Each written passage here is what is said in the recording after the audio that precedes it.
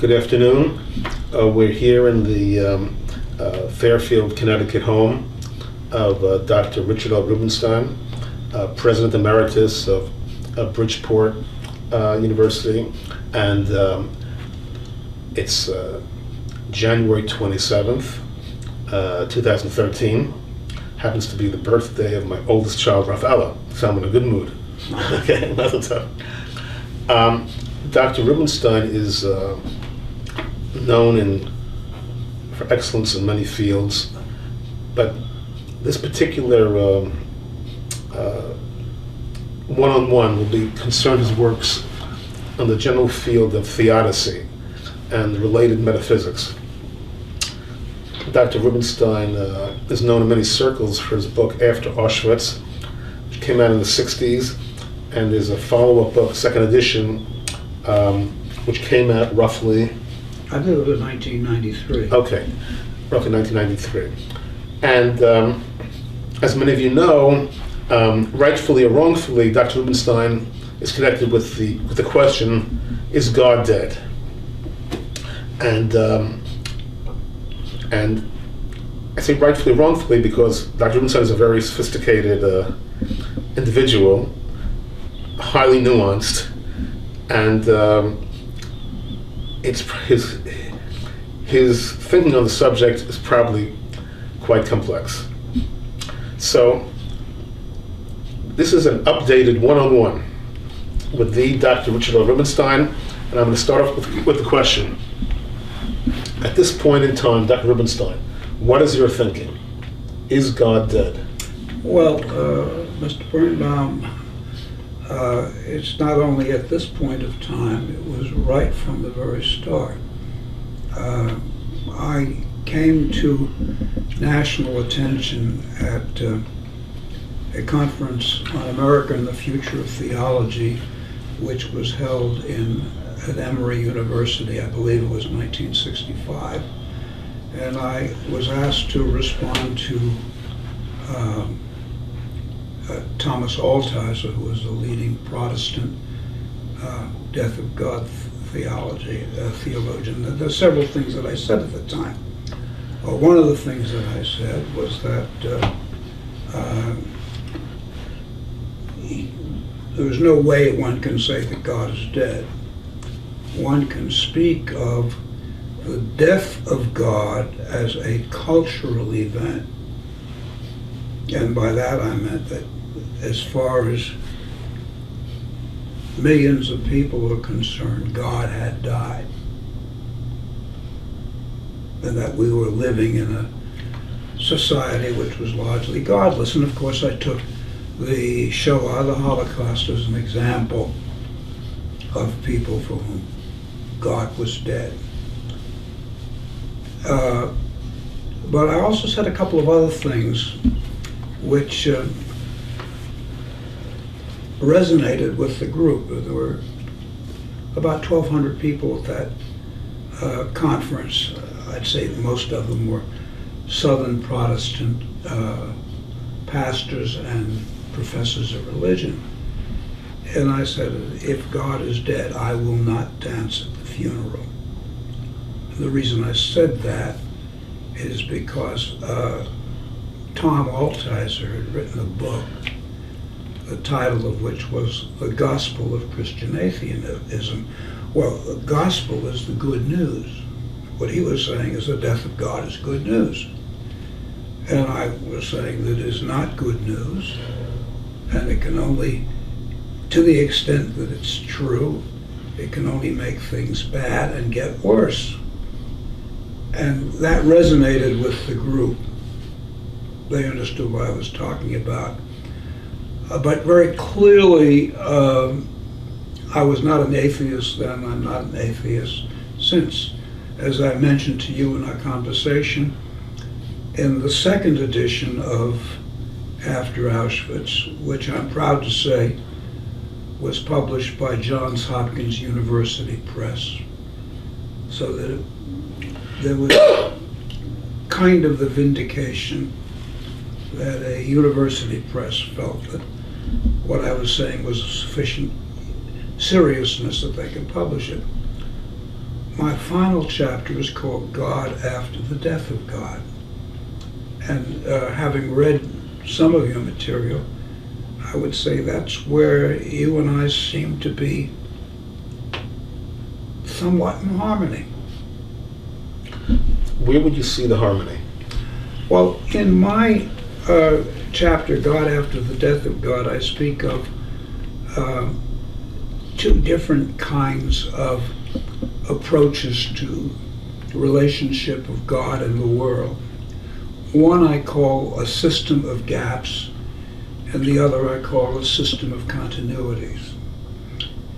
In the system of gaps, God is radically transcendent. So to speak, he creates the world outside of himself.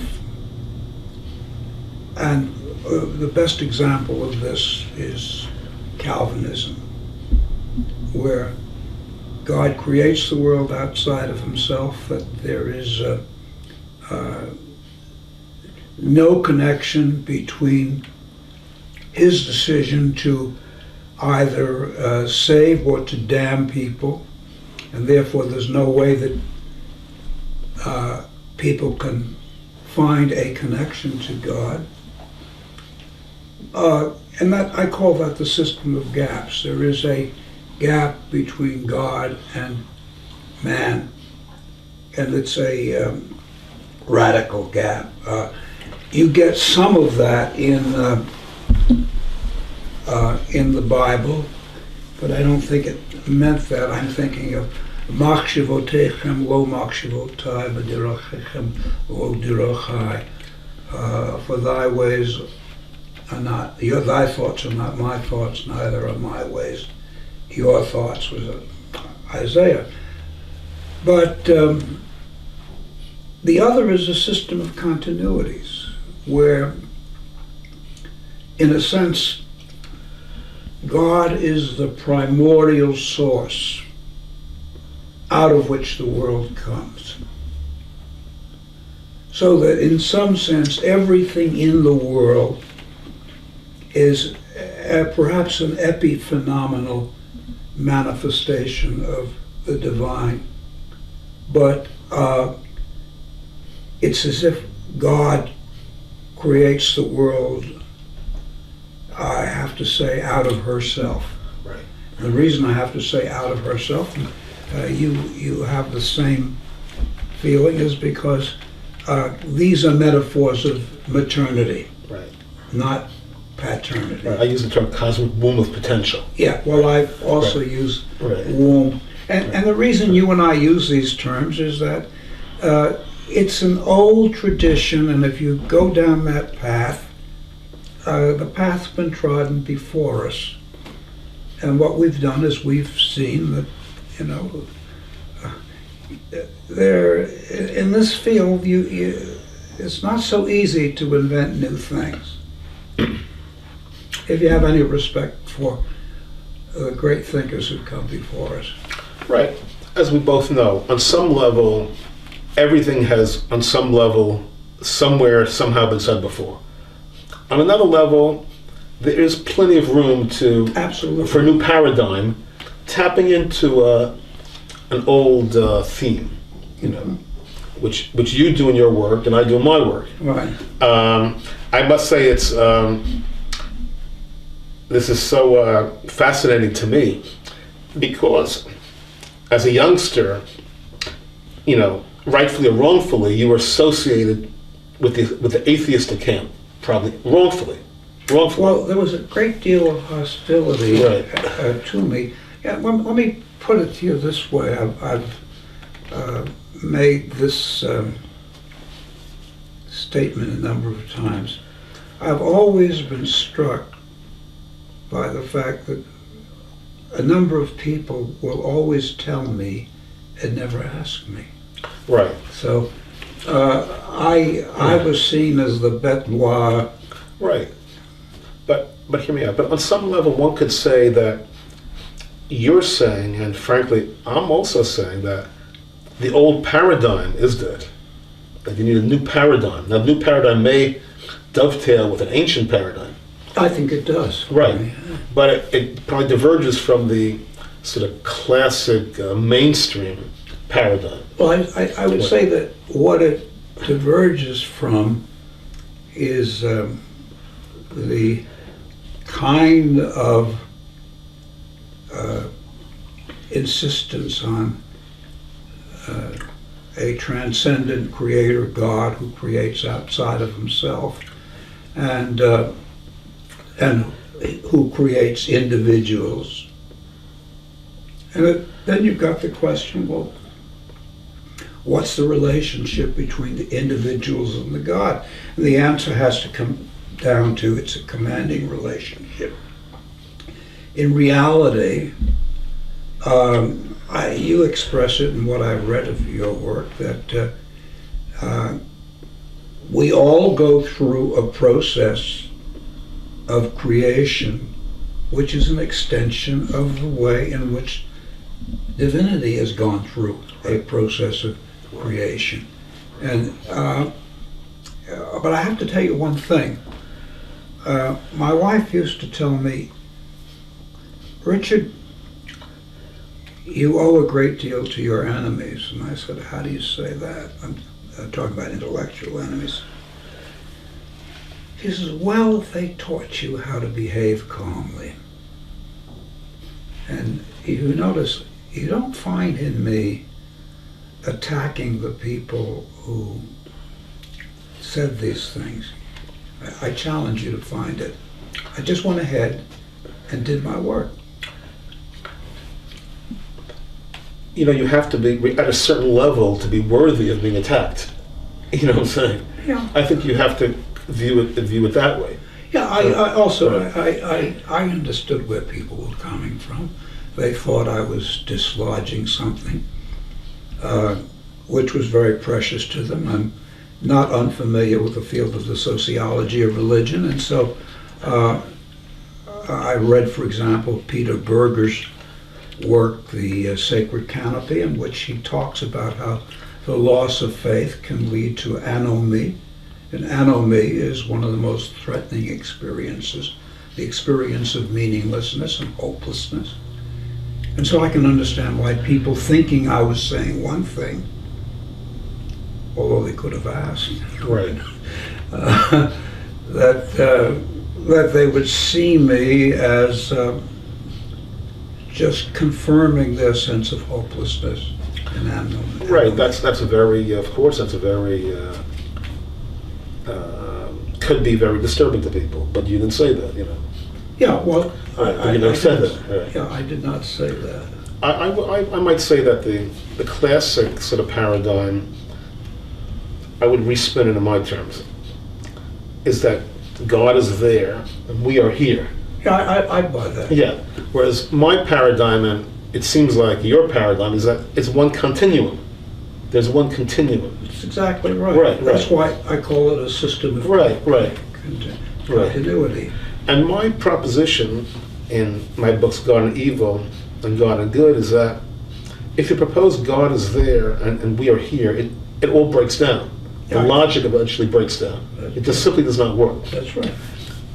Whereas if you propose a continuum, then you have a fighting chance to construct a viable holistic metaphysics. I think that's true. Right. Yeah. If someone's said, say you had a 20-year-old came up to you, a 20-year-old college sophomore came up to you tomorrow, midday in school and said, Dr. Rubenstein, take a minute or take 10 minutes. Tell me your conception of God. You might say, I don't want to address your question, but let's say you did want to address the question. Well, What might you say? Well, I also say it in the God after the death of God. I like a German term, das heilige Nichts. God is the holy nothingness. But I go on to say that that nothingness is not a void, but a plenum that is full of all of the potentialities. Now, why do I call it a nothingness? Because if all there is one reality, then this one reality cannot possibly be self-aware. In order that there be any kind of self-awareness, there has to be duality. One must, for example,